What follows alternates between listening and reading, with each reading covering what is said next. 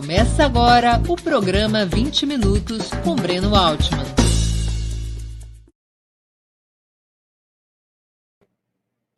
Bom dia! Hoje é 3 de fevereiro de 2021. Terei a honra de entrevistar José Genuíno, presidente do PT entre 2002 e 2005 e ex-deputado federal. Militante estudantil, guerrilheiro no Araguaia, professor de história e possivelmente o mais prestigiado parlamentar da história petista, Genuíno é uma figura de referência na esquerda brasileira. Será a terceira de uma série de entrevistas com os presidentes do PT, por conta dos 41 anos da criação desse partido, que aniversaria no dia 10 de fevereiro. Quero agradecer a todos que pelo Facebook e pelo Twitter me sugeriram perguntas para o encontro de hoje. Várias foram incorporadas às questões que farei. Bom dia, Genuíno. Muito obrigado por atender nosso convite. Bom dia, Breno. É um prazer, uma satisfação ser entrevistado por você, participando desse programa e uma maneira de participar dos 41 anos do aniversário do PT. Genuíno, o PT nasceu nos anos 80, rompendo com a chamada oposição liberal burguesa à ditadura e se isolando dos demais partidos de esquerda ao tomar esse rumo. Boicotou o Colégio Eleitoral de 1985, fez oposição cerrada à Nova República com Tancredo ainda no hospital e votou contra a Constituição de 1988. Você era parlamentar e um constituinte de muito destaque. Foram decisões acertadas? Foram decisões acertadíssimas. Isso tem a ver com algumas coisas mais profundas do nascimento e da história do PT. E eu costumo dizer, Breno, que o PT nasceu e se viabilizou porque não teve medo de ser PT. Não teve medo de afrontar a ordem capitalista brasileira, o Estado capitalista.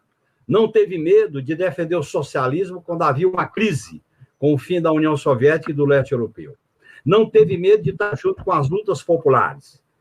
Ocupação de terra, a solidariedade aos trabalhadores em greve. Me lembro da grande e famosa greve da GM em São José dos Campos, a greve dos Gola Vermelho da Ford, dos acampamentos por aí afora. O PT não teve medo de questionar a ordem. E, por esta razão, ele não teve medo de afirmar que era socialista e dizer lapidarmente nos seus documentos que não há socialismo sem democracia, nem democracia sem socialismo. O PT não teve medo de estar junto nas lutas. O PT não teve medo daqueles que diziam que o PT era inviável. O PT não teve medo de dizer claramente que era contra aquela ordem.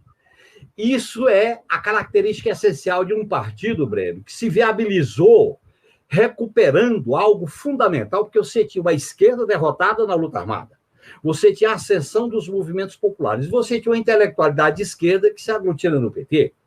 E você tinha a grande liderança popular dos trabalhadores que era Lula. Portanto, essa síntese produziu esse grande feito histórico que é o PT. Agora, esse grande feito histórico é marcado por uma disputa política, ideológica, de um partido que teve coragem política, teve percepção política e teve uma decisão, a partir dos consensos, de colocar de maneira clara no seu documento estratégico o objetivo estratégico do PT, o socialismo. Isso colocado em 87, às vésperas do fim da União Soviética de 89, de colocar claramente que o PT, era contra aquela ordem. E nascia ali, Breno, o principal instrumento político de oposição à hegemonia neoliberal com o fim do leste europeu da União Soviética e a ascensão de Margaret Thatcher e Reagan. E esses 40 anos de ordem neoliberal que produziu essas grandes crises que nós estamos vendo aí, o PT era o quê? O polo contra essa ordem. Portanto, o PT nasceu negando a ordem, caminhando por fora da ordem. E eu acho que isso é muito importante, porque nós vamos ter que discutir muito essa questão, principalmente no momento atual. Portanto, foram decisões mais do que decisões políticas, foram decisões ideológicas, teóricas e essenciais para viabilizar o PT. Por que que há uma grande aliança de criminalizar o PT? Por exemplo, aqueles que gostam de fazer a luta política com sangue na boca queriam e lutaram para matar o PT. Não só agora. Quando o PT participava das guerras, ele era chamado de terrorista, bagunceiro, etc, etc. A direita mais civilizada dizia que o PT era inviável. A intelectualidade social-democrata dizia que o PT dividia as oposições.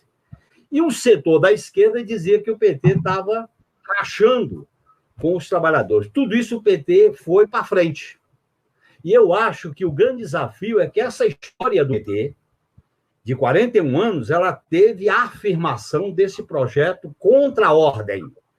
E esse projeto, que tem marcas importantes, como essa que você falou, mas tem o Quinto Encontro, tem a marca, por exemplo, da Constituinte, tem a marca da eleição de 89, da eleição de 94, dos encontros do PT, em que a questão central que permeia todas essas resoluções é o seguinte: o PT quer promover uma transformação estrutural radicalmente democrática e popular para romper com este pacto conservador, autoritário, monopolista e dependente do sistema econômico brasileiro. E eu acho que isso é uma grande vitória do PT quando nós ganhamos a eleição em 2002. Mas... Perdão. Pois... Apenas para enfatizar os aspectos táticos daquelas decisões. Porque havia uma crítica muito forte ao PT naquele momento, quando boicota o colégio eleitoral, quando faz oposição à Nova República e quando vota contra a Constituição de 88, de que o PT estava rompendo a chamada Frente Democrática contra a ditadura depois da derrota das diretas e que o PT propunha uma política de isolamento. Havia uma pressão para o PT ter uma outra postura.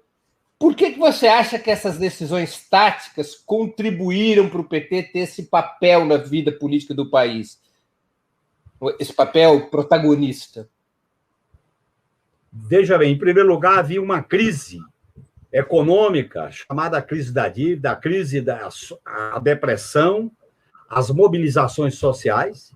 Havia uma transição pelo alto, principalmente dirigida pelo PMDB, de então, com a Nova República, e havia uma efervescência política no país. Esta efervescência política desabou no PT. Agora, se o PT não tivesse afirmado o seu papel histórico e político, ele teria sido um partido de ocasião, ele teria sido uma legenda, ele teria sido um partido que não se vinculava organicamente com as lutas populares. Eu fiz aqui um levantamento, não tem uma luta nesses 41 anos do PT, principalmente até 2002, que o PT não tivesse presente. Nenhuma. Você pode fazer um levantamento dos jornais. Por outro lado, se você fizer um levantamento da mídia em geral, o PT era o demônio. Para alguns que queriam liquidar o PT. Para outros que diziam que o PT era terrorista. Para outros que diziam que o PT era sectário, não sabia fazer aliança. E para outros diziam que o PT queria dividir. Vamos pegar um exemplo, a gente cita sempre o colégio eleitoral. Mas a eleição de 85 aqui em São Paulo, que o Jânio ganhou do Fernando Henrique Cardoso, qual foi a crítica à candidatura do Suplicy? Que estava dividindo a oposição na eleição de 85. E a eleição de 85, veja bem, vamos pegar a campanha eleitoral do PT, a primeira eleição. Qual eram os três lemas? Emprego, por causa do desemprego e da crise social. Terra, reforma agrária, e liberdade contra a ditadura. Era trabalho, terra e liberdade. Lema da campanha eleitoral de 82 do PT. Essa decisão, o PT simbolizou, representou naquele momento a alternativa democrática e popular, que também se vinculava ao ideal de uma sociedade democrática, socialista, e trouxe para dentro do PT, eu acho que é importante, a efervescência, inclusive, teórica, que brotava na esquerda por causa da crise das revoluções, da crise do socialismo real. Portanto, essa é uma grande virtude que marcou a história do PT. E se o PT se viabilizou, veja bem, o Quinto Encontro, a Constituinte, a campanha do Lula de 89, a campanha de 94, o PT teve a coragem de criticar o Plano Real. A questão, por exemplo, da eleição da aliança com Brizola de 94, a questão da 94, a questão de 98, aliança com Brizola. Portanto, o PT, ele era e é, a finalidade do PT é ser o grande instrumento político que se constituiu combatendo radicalmente a ordem neoliberal. Quando veio a hegemonia neoliberal, com as reformas do FHC, primeiro com o Collor, e nós fomos fundamentais para derrotar o chamado pacotão do Collor, que eram as primeiras iniciativas neoliberais. Depois fomos combatentes da reforma neoliberal do Fernando Henrique Cardoso. E depois nós construímos essa alternativa. É claro que isso não foi fácil. Veio as disputas dramáticas do PT, como a questão do presidencialismo, como a questão da revisão constitucional, com a própria Constituição de 88, e o PT soube administrar aquilo. Eu me sinto à vontade, Breno, porque naquelas posições eu flertava com uma aliança com o liberalismo social, com uma certa social-democracia, numa aliança com o PSDB. Mas o PT manteve, eu reconheço isso, o fio condutor de um projeto estratégico contra a ordem. O que isso tem a ver com o momento que nós estamos vivendo? Contraditoriamente, o PT ganhou a eleição em 2002, de parte resgatando essa história virtuosa, mas, ao mesmo tempo, fazendo uma releitura com a Carta aos Brasileiros de 2002. E aquilo ali era uma inflexão de mudar a ordem por dentro da ordem. E nós sabemos o resultado dessa inflexão. Eu vou abordar eu queria abordar com você, digamos, os momentos antecedentes desse giro, porque você faz uma afirmação sobre os anos 80 e os anos 90, que é o PT adota uma política de se construir como uma alternativa independente, boicota o colégio eleitoral, faz oposição à Nova República, vota contra a Constituição de 88, constrói o Programa Democrático e Popular no Quinto Encontro, que era um programa, conforme o próprio documento sinaliza, um programa antimonopolista, antilatifundiário, anti-imperialista e democrático. Não é? O PT vai às eleições de 89, Lula passa para o segundo turno, em 94 faz a crítica ao Plano Real, mas a partir de 1995 se consolida uma mudança na estratégia do PT. É adotada uma estratégia que viria a ser apelidada por alguns de estratégia de centro-esquerda, na qual o PT propõe ampliar suas alianças e, de certa maneira, modera o seu programa. Qual é a tua avaliação sobre essa virada? E há uma relação de continuidade entre essa virada e a Carta ao Povo Brasileiro de 2002 que você acabou de citar? Olha, esse é um período contraditório, Breno, porque eu estou aqui em mãos com a concepção e diretriz do programa de governo do Lula, do Encontro de Recife, que foi no final de 2001, particularmente em dezembro de 2001. Nesta diretriz, o PT busca resgatar o que vinha do Quinto Encontro, do programa de 94 e do programa de 98, que é a ideia de diretrizes indicando um modelo econômico e um modelo político e um modelo social, propondo um sistema de combate, de ruptura. É tanto que o documento aqui do Encontro de Recife fala em ruptura necessária. Eu estou com ele em mãos, fala em ruptura necessária. Okay? Portanto, houve uma espécie de transição. E eu participei dessa transição, e eu faço uma outra avaliação, porque eu defendi um sistema de aliança mais amplo, eu defendi uma flexibilização do programa do PT, e eu defendia, naquele momento, principalmente com a minha atuação no Congresso Nacional e da direção do partido, uma moderação à centro-esquerda. Inclusive, eu defendi a aliança com o PSDB, a discussão sobre o parlamentarismo, a própria discussão sobre o governo Itamar. Agora, a minha posição ela foi minoritária, e agora houve um tensionamento. Qual era a pressão que vinha de fora da sociedade? O PT não sabe fazer aliança, o PT vai levar a ingovernabilidade, o PT vai colocar o país em risco. E aí houve no meu modo de entender, uma mudança de qualidade quando faz a Carta aos Brasileiros. A Carta aos Brasileiros, eu tenho ela aqui, é uma carta que deixa claro a governar para todos. Em segundo lugar, um pacto de manter os contratos e os acordos internacionais. e um pacto de não tomar medidas precipitadas, nem fala em ruptura. O próprio programa do governo, da campanha do Lula de 2002 não coloca essa questão como colocava até 98, quando o vice do Lula foi Brizola. Portanto, essa mudança foi transitória. E nessa mudança transitória, eu participei dela, por isso que eu faço uma alta avaliação, ela não tirou o PT de uma vertente que está na raiz do PT, que é essa vertente de ser contra a ordem. Por isso que toda vez que tentam acomodar o PT dentro da ordem, tem uma contradição, porque a base social do PT não entra dentro da ordem. Só houve um momento que a gente entrou dentro da ordem, foi quando a gente ganhou a eleição, e é como diz aqui um companheiro que eu prezo muito, o William Lozak, quando ele diz aqui, as lições históricas são inúmeras, inequívocas. Quando as forças progressistas passam pelo poder sem mudar a estrutura do Estado, elas ficam permanentemente expostas aos riscos de serem capturadas por ondas autoritárias, conservadoras e neoliberais. E foi isso que aconteceu. Porque nós não enfrentamos, por exemplo, o sistema político, o sistema midiático, a distribuição de riqueza, o papel das Forças Armadas, o sistema de justiça.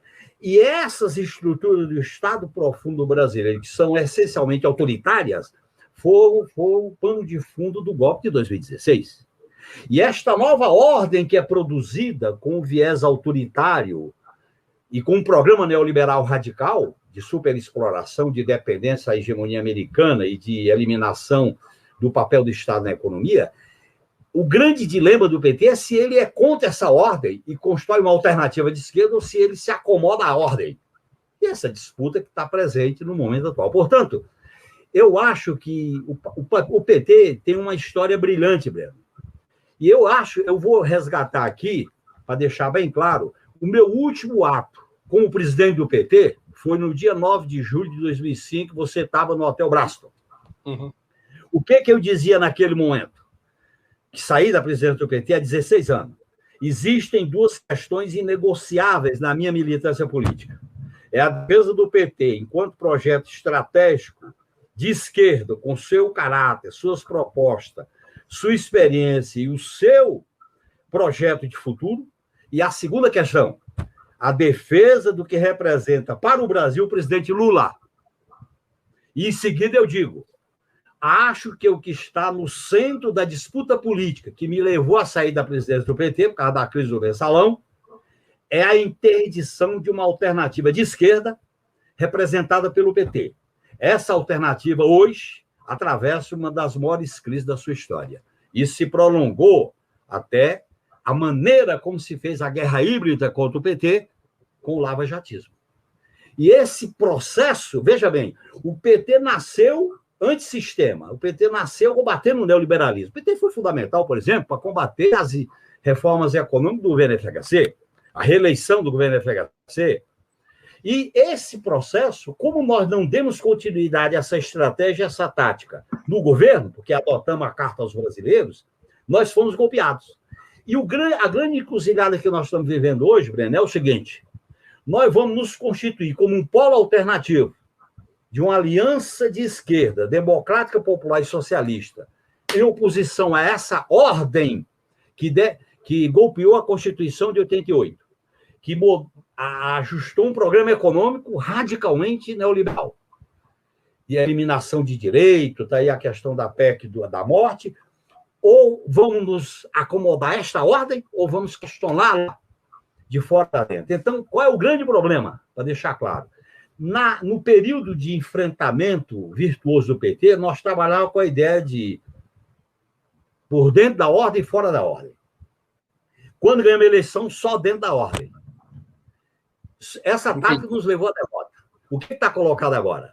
É por dentro e por fora. O que tem presente nessa eleição do presidente da Câmara e do Senado? É uma tentativa de acomodar o PT nos espaços de uma institucionalidade mitigada, né, nem a institucionalidade de 88, e desautorizar o PT, do ponto de vista da sua legitimidade. Qual é o grande interesse da burguesia, além de combater politicamente o PT? É deslegitimá-lo enquanto alternativa partidária de esquerda e de massa.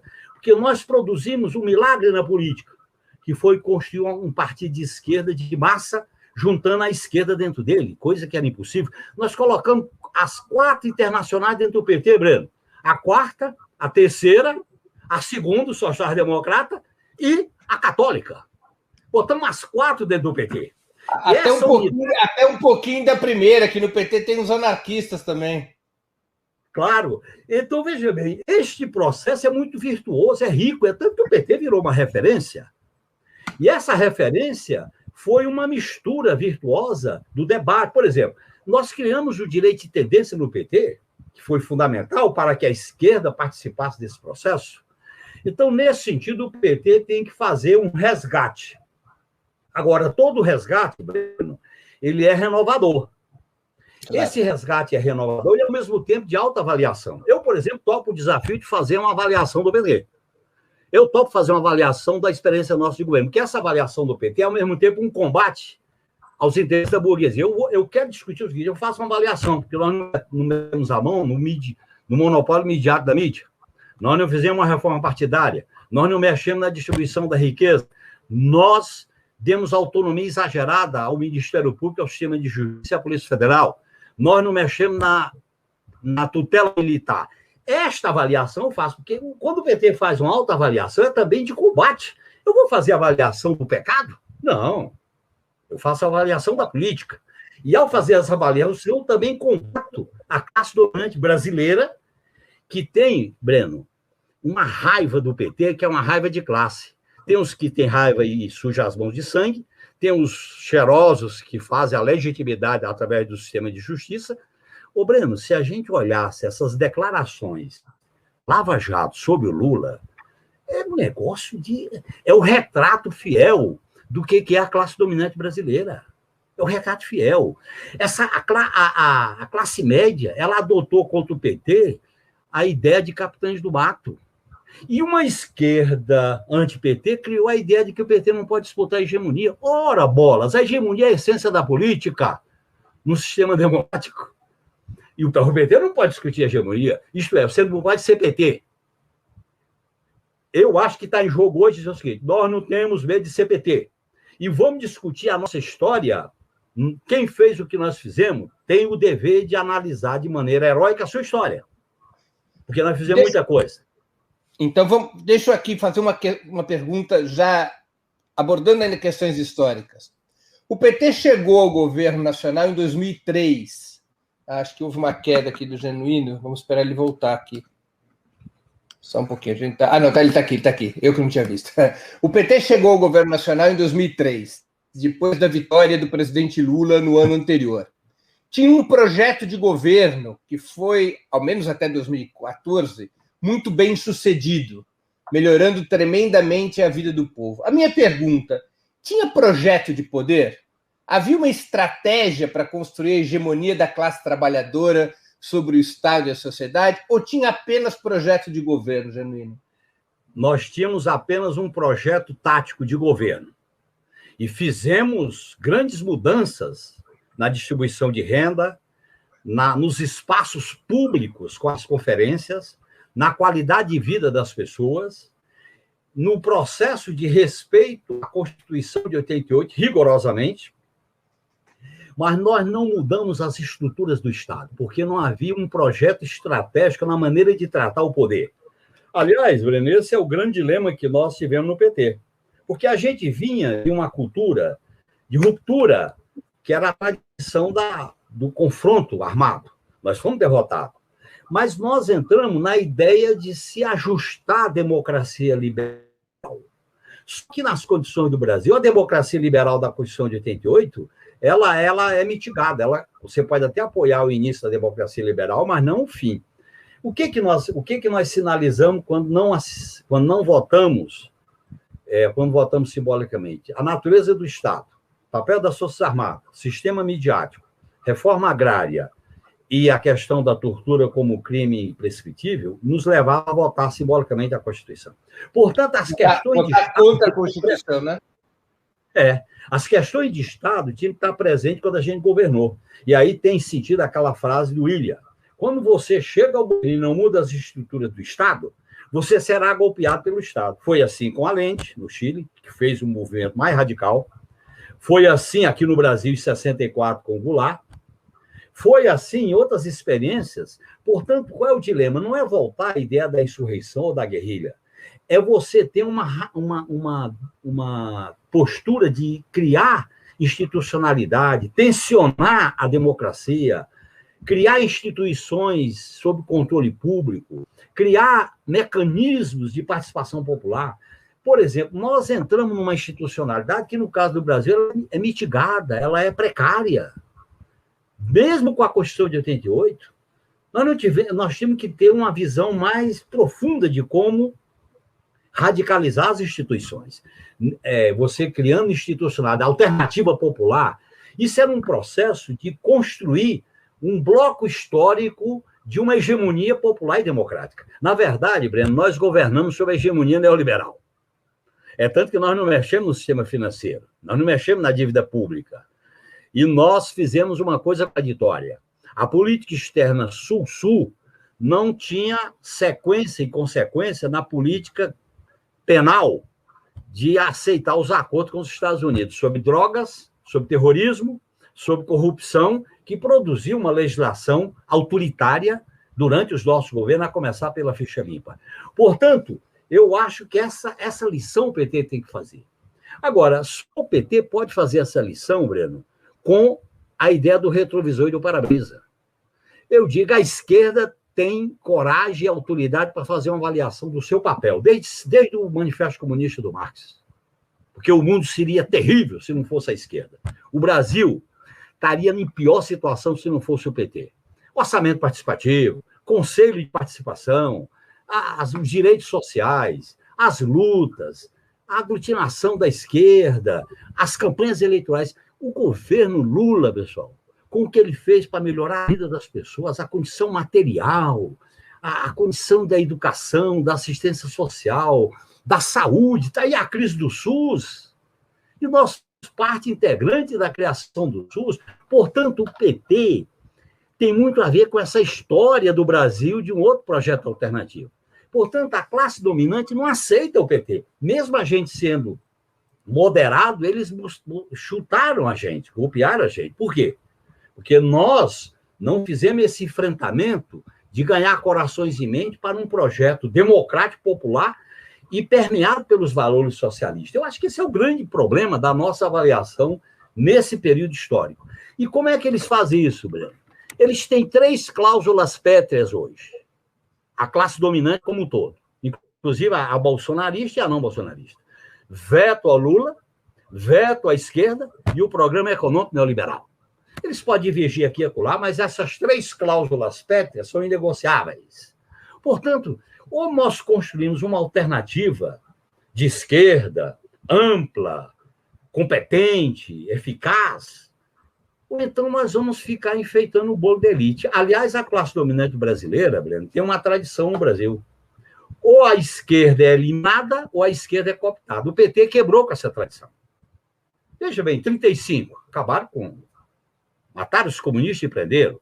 O que aconteceu com o Estado Novo? O que aconteceu nos anos 70 com a esquerda? O PT nasceu dizendo, nós nem vamos ser domesticados, nem vamos ser esmagados. E aí esse é o dilema que o PT construiu neste seu período histórico. E esse dilema está presente agora. Quer dizer, quando o centro, chamado centro, que para alguns é centro, eu acho que é a direita, quer fazer aliança com o PT ou com a esquerda, desde que ela seja coadjuvante, ser protagonista, não. E o PT desaforou e disse, eu quero dirigir o país, eu quero eleger o Lula. Fizemos 4 eleições. Isso foi um desaforo. Para o pacto contador oligárquico brasileiro, isso não dá. Mesmo a gente fazendo disputa de baixa intensidade, que não era nem a hegemonia política. Então, eu acho que essa lição é dura. Eu acho que nós temos credibilidade para resgatar uma avaliação que eu acho que é positiva. É generosa. Eu gosto de citar aqui uma frase do Antônio Cândido. Uma vez eu fui visitá-lo e eu estava baqueado. E ele disse, olha, Genuíno, fique tranquilo. Vocês do PT fizeram algo nesse país que nunca foi feito. que foi botar os pobres no orçamento. Vocês botaram os pobres no orçamento. E eu disse, é verdade. Agora, é claro, ele disse para mim, é claro, gente, vocês botaram os pobres no orçamento e não se prepararam para as consequências. Genuíno, aproveitando a deixa, o PT teve ilusões sobre o compromisso democrático da burguesia brasileira e sobre o funcionamento do Estado? Teve, e eu participei dessa ilusão. Nesse dia eu faço alta avaliação. Quando nós participamos intensamente da Constituição de 88, nós sinalizamos críticas à Constituição, por isso que votamos simbolicamente contra, mesmo assinando. Mas nós, a partir de 89, você sabe, Breno, que houve uma pressão de fora do PT para que o PT soubesse fazer aliança, ampliasse, o PT estava muito sectário, o isolacionista, e você sabe que as mudanças que foram operando no capitalismo brasileiro também dificultou aquela base originária do PT, enfraqueceu. E eu acho que nós achávamos que a democracia era para valer e que a classe dominante não ia romper as regras do jogo. Por isso que eu, particularmente como parlamentar, joguei todas as minhas capacidades e inteligência para viabilizar esse modelo. Mas nós esquecemos uma lição. A classe dominante brasileira, para salvar um modelo capitalista, monopolista, finalizado, independente, principalmente com o novo elemento da hegemonia americana, ela não tem escrúpulo. Por isso que ela rasgou a fantasia e fez o que fez com o PT e com o Lula. Por isso que a classe média virou capitão do mato contra o Lula. Por isso que a própria intelectualidade esquerda não petista criminalizou o PT porque estava sendo sectário, etc, etc. E aí, agora, mesmo com esse frentão anti-PT, com motivações diferentes, o PT é uma força e é protagonista. Nesse sentido, eu acho que nós temos que dar o salto. O Estado brasileiro não nos permite ilusões em relação ao papel da burguesia brasileira. Ela pode ter diferenças, mas nas questões estratégicas ela não vai rasgar, nem vai queimar dinheiro. Isso fica muito claro. Mesmo quando eles aceitavam o Lula e o PT, do bom mocismo, paz e amor, quando dialogava conosco, ele dizia, mas esses caras não é do nosso time, não é do nosso campo. Eles têm um lado. É mais ou menos como se diz, a terra é redonda, como diz uma copeira da Bahia, mas eles têm lado. E esse é o dilema que nós entramos. Portanto, eu acho que essas ilusões existiram. Eu quero dizer que eu participei delas. Quando eu defendi, por exemplo, a tática em relação à aliança com o PSDB, eu vou repetir, em relação à questão do próprio sistema de governo, em relação à revisão constitucional. E, no meu modo de entender, aquele momento acabou tendo um papel decisivo no governo Lula. Tá certo? Porque nós criamos uma governabilidade de baixa intensidade. Nós não criamos aquilo que na democracia é fundamental. Você bate e você negocia. Você tensiona, mas não deixa a corda quebrar. Você vai avaliando em cada momento. Nós criamos a ideia de que correlação de força está acima de tudo. Não está. A luta de classe está acima da correlação de força, né? Então, eu acho que a gente foi... E o Estado brasileiro foi domesticando a nossa presença dentro do Estado. Eu acho que nós temos que ter... Esse Estado não cabe o programa do PT. Esse Estado não cabe as reivindicações populares. Por isso que nós temos que fazer mudanças estruturais na institucionalidade. Essa coisa se agravou com o golpe. A institucionalidade que existe hoje sobre o Judiciário, Forças Armadas, sobre o Congresso, sobre o sistema político, sobre o sistema de comunicação, coloca a necessidade de, praticamente, da gente refundar o Estado Democrático de Direito. Refundar, quem sabe, o próprio conceito de nação. E isso vai exigir multas e que a gente desague num processo de elaboração de uma nova Constituição para o país. Exatamente sobre isso que eu vou aproveitar, deixa para fazer uma pergunta. Outras experiências progressistas latino-americanas tiveram como passo estratégico fundamental a convocação de Assembleias Constituintes para reformar as instituições do Estado e colocá-las a serviço das transformações defendidas pela esquerda. O caso da Venezuela, o caso da Bolívia, também o caso do Equador e de outros países. O PT errou a não escolher esse caminho? Olha, Breno, eu acho que veja bem como a situação é contraditória para a história do Brasil e a história do PT. A transição política, o PT foi crítico à transição política. O PT foi a ala esquerda da transição política. Quando nós fomos para a Constituinte, o PT batalhou por mudanças profundas nessas questões que eu citei aqui, que levaram a gente a votar simbolicamente contra. Portanto, o que acontece? A Constituinte não veio pós-vitória do PT. A Constituinte já tinha vindo antes.